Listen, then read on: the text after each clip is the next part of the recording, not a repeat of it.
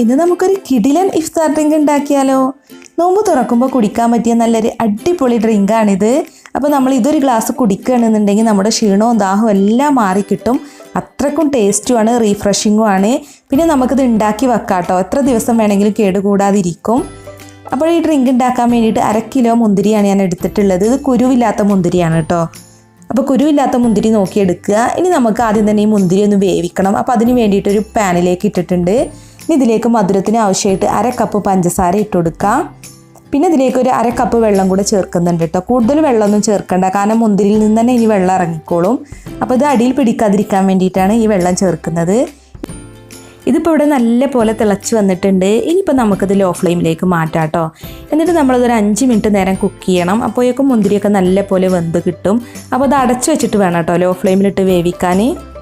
അപ്പോൾ 5 മിനിറ്റ് കഴിഞ്ഞിട്ടുണ്ട്. കണ്ടില്ലേ, മുന്തിരിയൊക്കെ ഇപ്പോൾ ഇവിടെ നല്ല പോലെ പൊട്ടി വന്നിട്ടുണ്ട്. അപ്പോൾ മുന്തിരിയൊക്കെ ആയതുകൊണ്ട് തന്നെ അധിക സമയമൊന്നും വേവിക്കേണ്ട ആവശ്യമില്ല, പെട്ടെന്ന് തന്നെ വെന്ത് കിട്ടും. അപ്പോൾ ഇത്രയും മതി കേട്ടോ. ഇനിയിപ്പോൾ അധിക സമയമൊന്നും വേവിക്കണ്ട. പിന്നെ കണ്ടില്ലേ, നല്ല കളറും കിട്ടിയിട്ടുണ്ട്. അപ്പോൾ നല്ല കളറുള്ള മുന്തിരിനെ നോക്കി എടുക്കുകയാണെന്നുണ്ടെങ്കിൽ നമ്മുടെ ഡ്രിങ്കിന് നല്ല കളറ് കിട്ടും. പിന്നെ പുളിയുള്ള മുന്തിരിയാണെങ്കിലും പ്രശ്നമൊന്നുമില്ല കേട്ടോ, നമ്മൾ കുറച്ച് കൂടുതൽ പഞ്ചസാര ചേർക്കണമെന്നേ ഉള്ളൂ. അപ്പോൾ ഇതിപ്പോൾ ഞാൻ ഫ്ലെയിം ഓഫ് ചെയ്തിട്ടുണ്ട്. ഇനി ഇത് തണുക്കാൻ വേണ്ടിയിട്ട് മാറ്റി വെക്കാം. അപ്പോൾ മുന്തിരിയൊക്കെ ഇപ്പോൾ ഇവിടെ നല്ല പോലെ തണുത്തിട്ടുണ്ട്. ഇനിയിപ്പോൾ നമുക്ക് ഈ ജ്യൂസൊന്ന് അരിച്ചെടുക്കാം. അപ്പോൾ ജ്യൂസ് അരിച്ചെടുത്തതിന് ശേഷം വേണം നമ്മൾ ഈ മുന്തിരി ഒന്ന് മിക്സിയിലിട്ട് നല്ല പോലെ അരച്ചെടുക്കാൻ. അപ്പോൾ കുറച്ച് ജ്യൂസ് ഈ ബൗളിൽ തന്നെ ഇരുന്നോട്ടെ, കാരണം നമുക്ക് മുന്തിരി അരച്ചെടുക്കാൻ കുറച്ച് വെള്ളം ആവശ്യം വരും. അപ്പോൾ ഈ ജ്യൂസ് ഉപയോഗിച്ചിട്ട് തന്നെയാണ് നമ്മളത് അരച്ചെടുക്കുന്നത്. അപ്പോൾ നല്ല കളറ് കിട്ടിയിട്ടുണ്ട് ജ്യൂസിന്. അപ്പോൾ ഇത് നമുക്ക് മാറ്റി വെക്കാം. ഇനി ബാക്കിയുള്ള മുന്തിരി നമുക്ക് മിക്സിയിലിട്ടിട്ട് നല്ല പോലെ ഒന്ന് അരച്ചെടുക്കണം കേട്ടോ. അപ്പോൾ കുരു ഇല്ലാത്തതുകൊണ്ട് തന്നെ നമുക്ക് അരച്ചെടുക്കാനൊന്നും ബുദ്ധിമുട്ടില്ല. അപ്പോൾ കുരു ഉണ്ടെങ്കിൽ കുരു മാറ്റിയിട്ട് വേണം അരച്ചെടുക്കാൻ. അപ്പോൾ ഇതിപ്പോൾ ഞാനിവിടെ നല്ല പോലെ അരച്ചെടുത്തിട്ടുണ്ട് കേട്ടോ. കണ്ടില്ലേ, നല്ല തിക്ക് ജ്യൂസാണ് കിട്ടിയിട്ടുള്ളത്. അപ്പോൾ നമ്മളിനി ഇതൊന്നും കൂടി ഒന്ന് അരിച്ചെടുക്കണം, മുന്തിരിയുടെ തൊലിയൊക്കെ ഉണ്ടെങ്കിൽ അത് കളയാൻ വേണ്ടിയിട്ട്. അപ്പോൾ നമ്മൾ നേരത്തെ എടുത്ത് മാറ്റി വെച്ചിട്ടുള്ള ജ്യൂസിലേക്ക് തന്നെയാണ് കേട്ടോ ഇതും അരിച്ചിട്ട് ചേർക്കുന്നത്. അപ്പോൾ നല്ല പോലെ ഇതൊന്ന് അരിച്ചെടുക്കുക. എന്നിട്ട് ഈ മുന്തിരിയുടെ സ്കിന്നൊക്കെ ഒന്ന് കളയണം. അപ്പോൾ നമുക്ക് ഈ സ്കിന്ന് കളയാം. ഇപ്പോൾ നല്ല തിക്കായിട്ടുള്ള ജ്യൂസായിട്ടുണ്ട്. രണ്ടും കൂടെ മിക്സ് ചെയ്തപ്പോൾ നല്ല കളറും കിട്ടിയിട്ടുണ്ട്.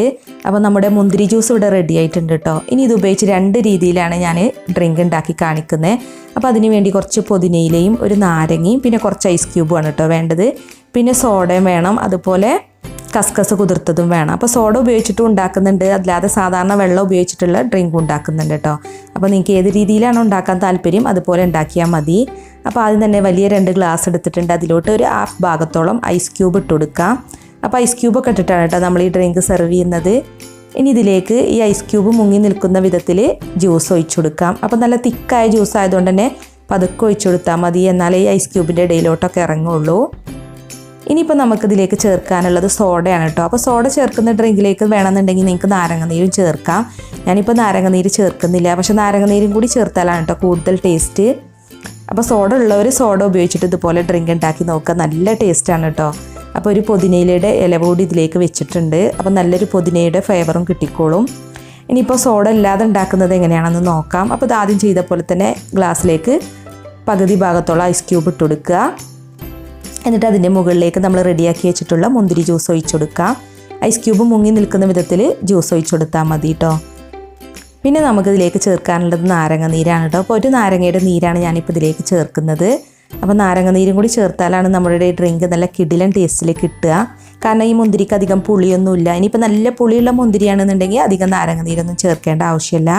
പിന്നെ ഇതിലേക്ക് നല്ല തണുത്ത വെള്ളമാണ് കേട്ടോ ഒഴിച്ചു കൊടുക്കേണ്ടത്. ഇനി ഇതിലേക്ക് കുതിർത്ത് വെച്ചിട്ടുള്ള കസ്കസ് ഇട്ട് കൊടുക്കാം. ഞാനിപ്പോൾ 1 ടീസ്പൂൺ കസ്കസാണ് കുതിർത്ത് വെച്ചിരുന്നത്. അതിൽ നിന്ന് കുറച്ച് ഇതിലേക്ക് ഇട്ട് കൊടുക്കാം. ഇനിയിപ്പോൾ കസ്കസ് ചേർക്കാതെയും നമുക്ക് ഈ ഡ്രിങ്ക് ഉണ്ടാക്കാം കേട്ടോ, എന്നാലും നല്ല ടേസ്റ്റ് തന്നെയാണ്. പിന്നെ ഒരു നല്ലൊരു ഫ്ലേവർ കിട്ടാൻ വേണ്ടിയിട്ട് 3 പുതിനയില കൂടി ഇതിലേക്ക് വെച്ചിട്ടുണ്ട്.